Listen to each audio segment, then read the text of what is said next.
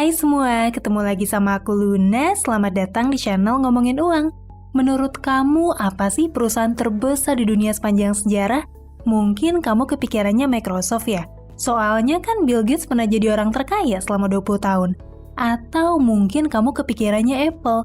Soalnya kan saat ini nilai seluruh perusahaan Apple bisa dibilang yang terbesar di dunia, yaitu 2,46 triliun dolar atau sekitar 35.000 triliun rupiah. Wah, gila banget ya. Nilai seluruh perusahaan Apple tuh bahkan jauh melebihi anggaran APBN pemerintah Indonesia, bahkan melebihi seluruh kapitalisasi saham di Bursa Efek Indonesia yang sekarang tuh senilai 7.000 triliun rupiah.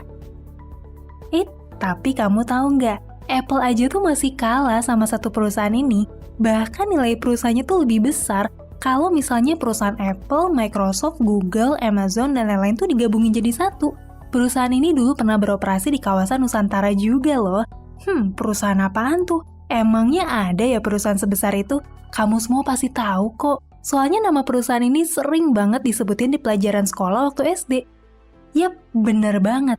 Perusahaan itu adalah VOC dari Belanda yang datang ke Nusantara sejak tahun 1595 dan ngelakuin operasi perdagangan lintas benua buat pertama kalinya ke seluruh penjuru dunia. Wah, serius tuh VOC yang pernah menduduki Nusantara adalah perusahaan terbesar. Yang kita tahu dari buku sejarah kan mereka tuh cuma dagang rempah-rempah doang ya. Yap, bener banget kok. VOC sampai saat ini masih dianggap sebagai perusahaan korporasi terbesar sepanjang sejarah yang nilai asetnya kalau misalnya dikonversi nih ke era modern sekarang, diperkirakan mencapai 7,9 triliun dolar atau 114.000 triliun rupiah. Nilai perusahaan VOC bahkan lebih besar gitu daripada gabungan 20 perusahaan terbesar di dunia modern saat ini. Wah, kok bisa ya VOC tuh nilai perusahaannya bisa sampai sebesar itu? Kirain VOC cuma perusahaan dagang rempah-rempah doang. Terus kalau misalnya nih emang benar perusahaannya sebesar itu, kok akhirnya malah bangkrut dan gak ada di era modern sekarang sih? Jadi gini ceritanya, di abad ke-16 Masehi, rempah-rempah dari Asia jadi komoditas yang super hot banget buat diperdagangin di pasaran Eropa. Untuk jadi bumbu masakan eksotis yang jadi bahan buruan para orang-orang super kaya di Eropa saat itu. Bayangin aja, harga 1 kilo rempah-rempah nih di Eropa saat itu tuh bahkan bisa ngebayar gaji pengrajin kayu selama 9 hari. Jadi bisa dibayangin ya, 1 kilo cengkeh ya kira-kira setara gitu, sama upah tenaga kerja ahli selama 9 hari. Dan di Nusantara saat itu, rempah-rempah kayak pala dan cengkeh ada banyak banget di mana-mana. Karena banyak diminatin, susah didapetin, dan harganya juga selangit. Rempah-rempah jadi komoditas yang berharga banget di pasaran Eropa. Nah, saat itu pedagang rempah-rempah di Eropa dimonopoli gitu, sama kerajaan Portugis dan Lisbon sebagai pusat distribusinya. Para pedagang di Belanda jadi cuma bisa beli rempah dari Lisbon di Portugis doang. Terus dijual lagi deh di wilayah Eropa lain, alias berperan sebagai reseller. Tapi karena adanya konflik politik antara Belanda dan Portugis di akhir abad 16, para pedagang dari Belanda ini nggak bisa lagi gitu buat masuk rempah-rempah dari Lisbon. Sejak itulah, para saudagar dari Belanda ini tuh berlomba-lomba buat dapetin pasokan rempah-rempah langsung dari benua Asia. Salah satunya itu adalah Cornelis de Houtman yang nekat berlayar dari Belanda ngarungin samudra selama berbulan-bulan sampai akhirnya tuh mendarat di Banten di tahun 1596 cuma buat dapetin rempah-rempah doang. Ternyata nih, harga rempah yang dijual di Nusantara tuh jauh lebih murah dan bisa ngasih profit yang besar banget buat perusahaan dagang. Tapi di sisi lain tentu aja risikonya juga besar banget. Soalnya kan mereka harus ngadepin ganasnya lautan, perompak, penyakit sepanjang perjalanan. Belum lagi juga ada pelaut dari kerajaan lain sampai permusuhan sama penduduk lokal. Di percobaan awal nih, perjalanan laut para saudagar Belanda ini tentu aja nggak mulus. Nggak sedikit gitu dari kapal-kapal yang berlayar ke Nusantara akhirnya nggak pernah balik lagi. Dan kalaupun berhasil balik ke Belanda, banyak awak kapal yang berkurang karena tewas di perjalanan. Para saudagar ini lama-lama was-was juga gitu. Kalau misalnya nih mereka tuh ngirim satu kapal penjelajah buat ngangkut rempah-rempah di Asia, kemungkinannya cuma ada 2. Mereka bakalan balik lagi dan bawa keuntungan yang gede banget. Itu pun kemungkinan banyak awak yang tewas dan kondisi kapalnya juga udah rusak parah atau nggak balik sama sekali. Soalnya seluruh awak kapal udah tewas selama perjalanan. Lama-kelamaan para saudagar di Belanda ini sadar bahwa itu tuh bukan saatnya mereka buat terpecah-pecah dalam persaingan dagang. Apalagi kerajaan Inggris tuh juga lagi gencar banget mendominasi perdagangan rempah di Asia lewat EIC. Akhirnya pemerintah Belanda nyatuin para saudagar di Belanda terus ngebentuk satu kongsi dagang raksasa yang disebut dengan VOC. Dengan nyatuin banyak kapal dagang di satu kongsi dagang, katakanlah nih ya, ada beberapa kapal yang akhirnya nggak balik karena tewas di perjalanan. Toh kan kapal yang balik dan bawa rempah-rempah bakal tetap bawa cuan yang jadi keuntungan bersama. Dengan bersatu jadi satu kongsi dagang, para saudagar ini jadi nggak perlu lagi tuh buat bersaing.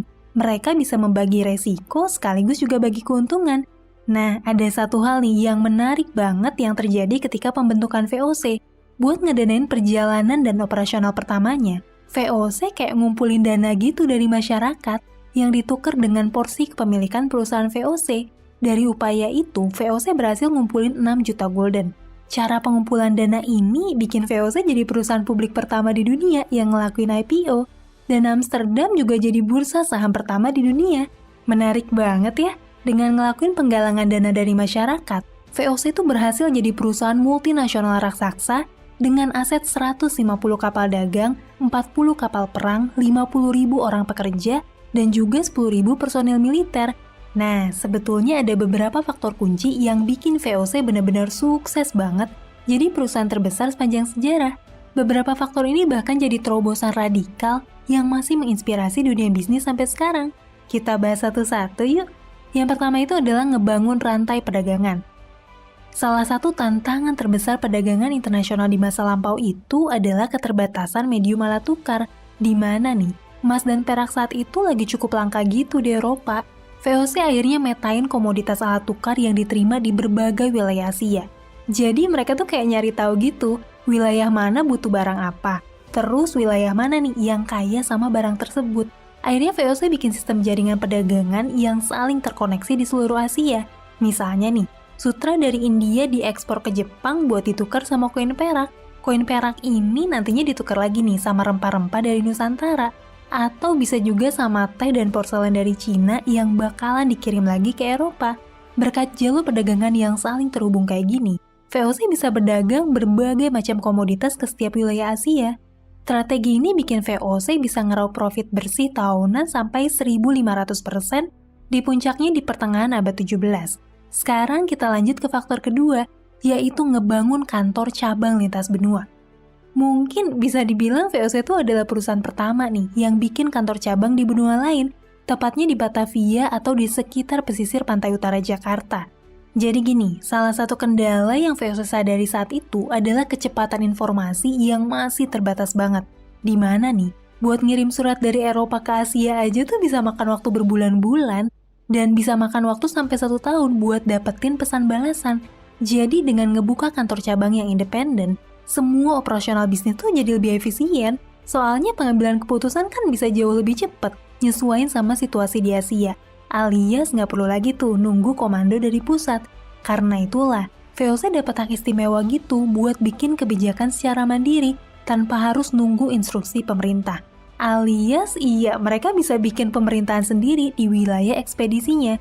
Dengan adanya kantor cabang di Batavia, VOC tuh jadi bisa lebih cepat buat ngambil keputusan dan akhirnya berhasil monopoli perdagangan di wilayah Nusantara. Juga berhasil nyingkirin para pesaingnya kayak Inggris, Spanyol, dan juga Portugis. Sekarang kita lanjut ke faktor ketiga nih, yaitu nerapin supply chain management strategy. VOC itu juga ternyata nih adalah perusahaan pertama di dunia yang nguasain seluruh alur proses bisnis dari hulu sampai ke hilir. Konsep bisnis ini mungkin bisa kita lihat nih diterapin sama perusahaan modern kayak Amazon ataupun perusahaan FMCG. Tapi tentu aja ya, VOC tuh udah mulai duluan ngelakuin ini sejak 400 tahun yang lalu. Aktivitas bisnis VOC tuh nggak sekadar beli komoditas doang, terus jual komoditasnya ke wilayah lain deh. Tapi mereka tuh juga terlibat di proses produksi dengan milikin perkebunan rempah-rempah dan juga pabrik tekstil di daerah koloninya. VOC juga ngelakuin nih perjanjian sama para penguasa setempat supaya mereka jual komoditas mereka cuma ke VOC doang dengan harga yang udah ditentuin. Ini bisa dibilang adalah konsep awal yang kita kenal sekarang sebagai kontrak lindung nilai. Dengan begitu, VOC nguasain seluruh alur bisnis dari ujung produksi sampai ujung penjualan. Mulai dari pembuatan kapal ekspedisi, produksi barang, pengiriman barang, pemasaran, sampai penjualan ke pihak pembeli juga. Kalau di dunia modern, konsep ini tuh dikenal sebagai vertical integration yang sering dipakai juga nih sama perusahaan besar buat jaga kualitas dan juga harga produk mereka. Beberapa perusahaan modern yang adopsi konsep ini tuh adalah Apple, Tesla, dan juga Amazon. Nah, karena kesuksesan kongsi dagang inilah, produk-produk Asia akhirnya ngebanjirin pasaran Eropa. Mulai dari rempah-rempah yang jadi bahan pokok industri kimia, dan juga bahan penyedap masakan yang sampai sekarang jadi ciri khas kuliner banyak negara di Eropa. Terus ada juga kain sutra yang bikin pakaian lebih eksotik, minuman teh yang membudidaya di Eropa, sampai porselen yang jadi koleksi barang mewah di sana. Oke, mungkin sekarang kamu bertanya-tanya nih, penasaran gitu. Kalau misalnya VOC tuh beneran sehebat itu, kok bisa sih akhirnya bangkrut dan bubar? Sebetulnya tentu aja ya, ada banyak faktor berperan atas hilangnya kekuatan monopoli VOC. Yang pertama itu terkait kebijakan monopoli VOC yang nuntut para petani lokal buat jual komoditas mereka dengan harga murah ke VOC. Hal itu micu aktivitas penyeludupan. Gak sedikit nih, para petani dan penguasa lokal yang nyeludupin komoditas mereka ke pedagang dari Inggris atau Tiongkok yang bersedia beli dengan harga yang lebih tinggi. Barang-barang seludupan ini tuh akhirnya ikutan juga ngebanjirin pasaran Eropa dan Cina, yang akhirnya bikin VOC nggak bisa jual dagangannya lagi dengan harga yang mahal.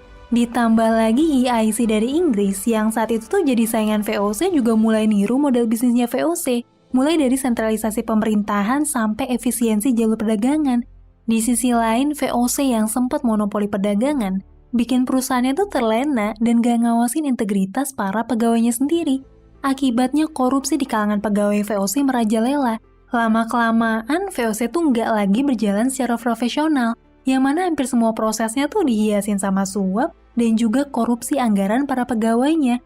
Para pejabat setingkat gubernur sering nih nerima sogokan dari penguasa lokal buat jual hak monopoli di satu wilayah, juga nerapin pungutan liar ke para pedagang.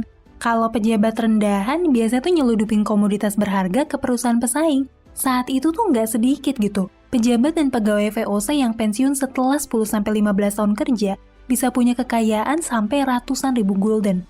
Padahal gaji tahunan mereka tuh nggak sampai 1.000 gulden. Kita bahas faktor selanjutnya yaitu konflik dari pihak eksternal.